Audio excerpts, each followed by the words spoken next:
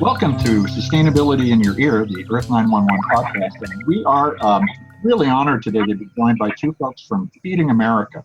Feeding America is the largest food bank and food program, delivery program in the United States, serves more than 4 billion meals a year to Americans. And we're joined by Zoani Villarreal, who is the Director of Communications, and Liz Baldridge, Director of Sustainability and Food Waste Initiatives at Feeding America. So Zoani, tell us about the scope of 4 billion meals a year served in America is mind-boggling. Who's receiving these meals, and how many people do you end up serving in an average year? Well, thank you. Yeah, it is. Everything that Feeding America does it's kind of hard to drill down to the very minute local level because it is such a big problem. So Feeding America is a network of 200 food banks. Those 200 food banks serve every county in the United States, DC, and Puerto Rico. And then those 200 food banks partner with 60,000 meal programs, pantries, community centers, after-school programs to deliver meals and distribute food to about 46 million people a year. The problem of hunger in America is vast, and it exists everywhere. So there's not one county in the United States that is without food insecurity.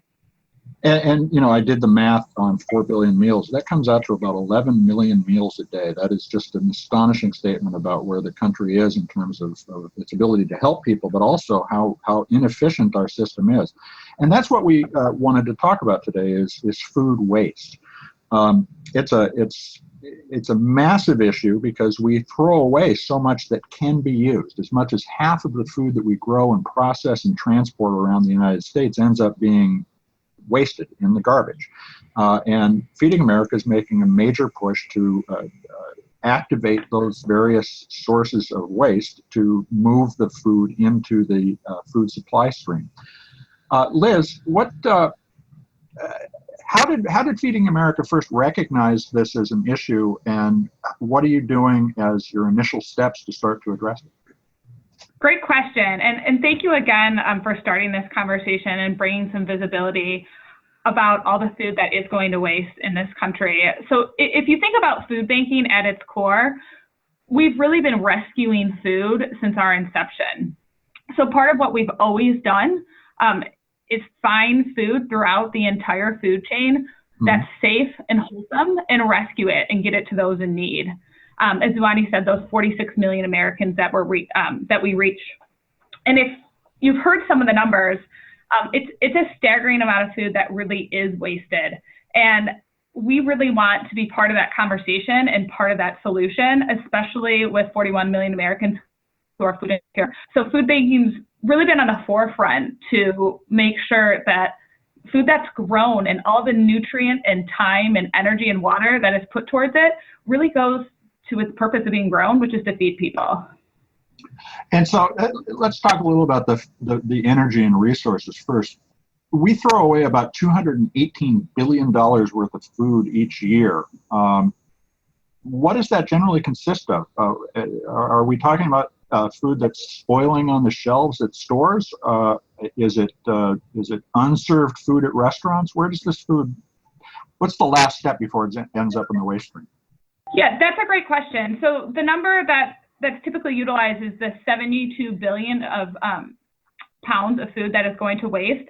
So 20 billion of that is actually on the field. The 52 billion is more at the consumer-facing level, and this actually isn't even including waste at home.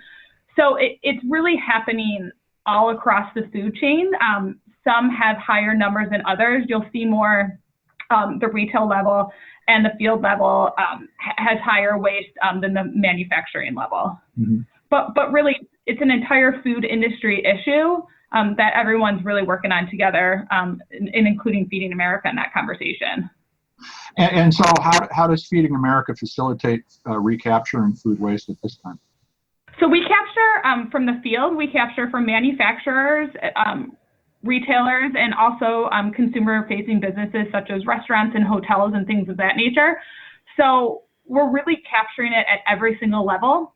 what we're focused on now as we're looking to get more and more food in the charitable food system is really being innovative in how we do capture some of those, some of that product, whether it's utilizing different technologies, innovations on clean rooms and repackaging, and just making sure anything really that is out there that is good food really goes to those people in need. So let's say, for instance, a farm.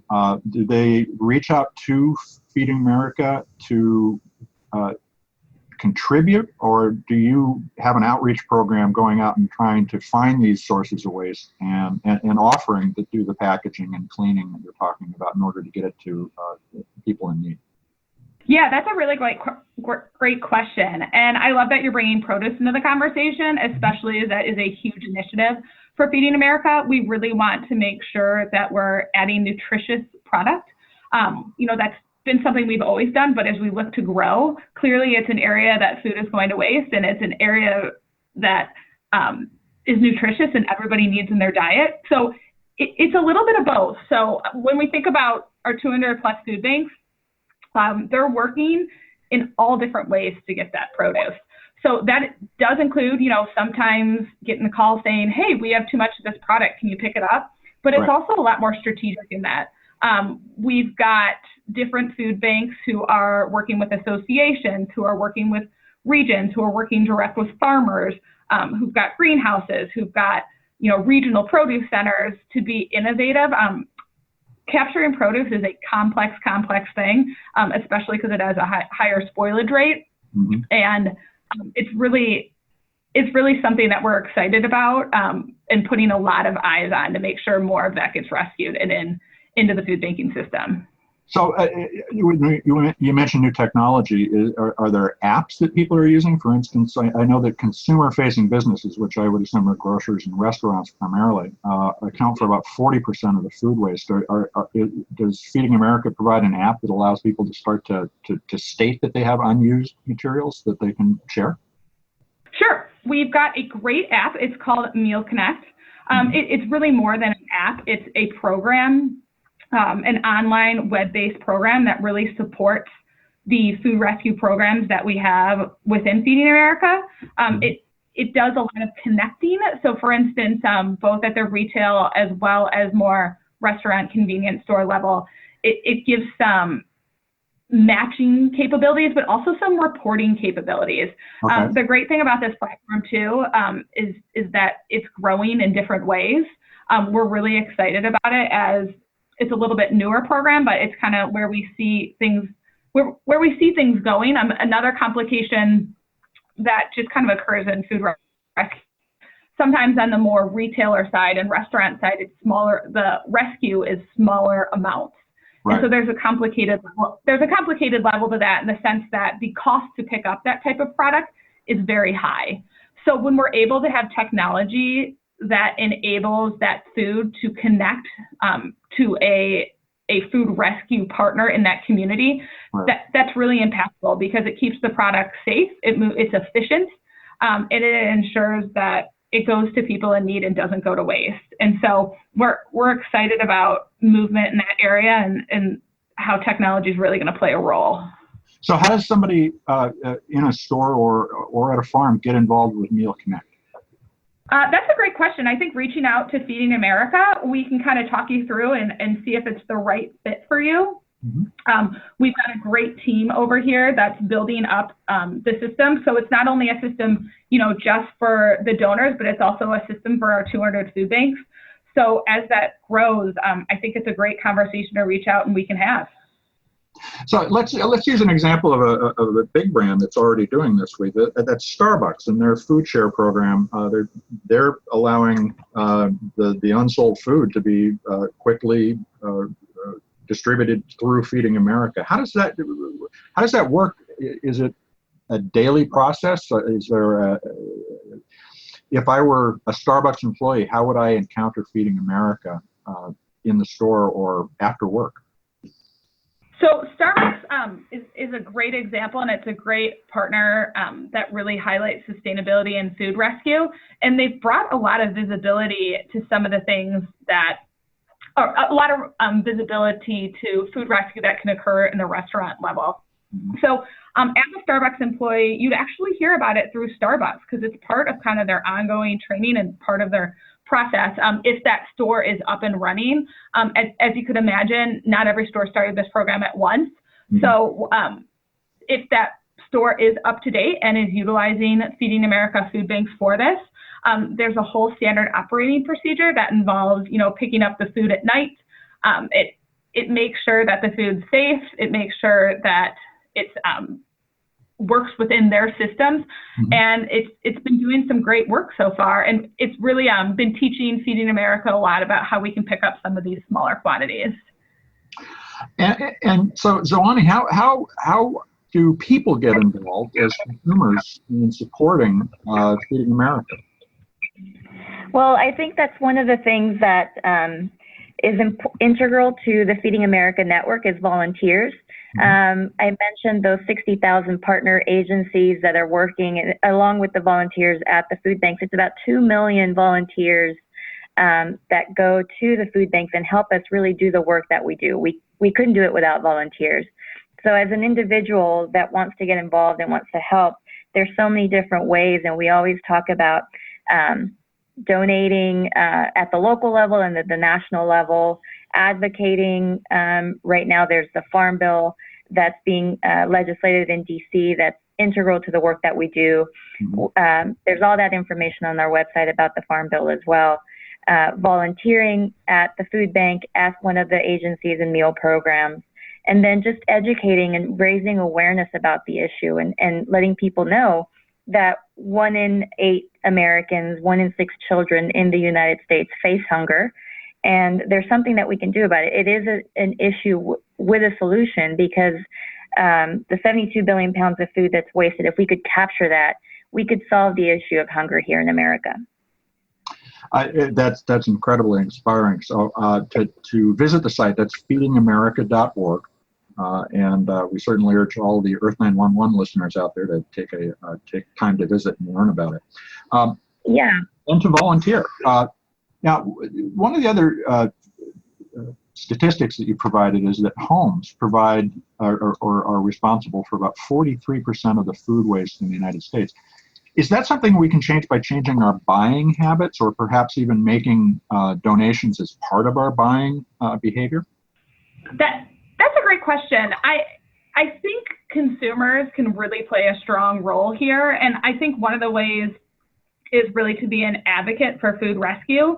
I don't necessarily think buying something for food rescue is an efficient way to do it, because what we really can do is talk to the people who we buy our food from.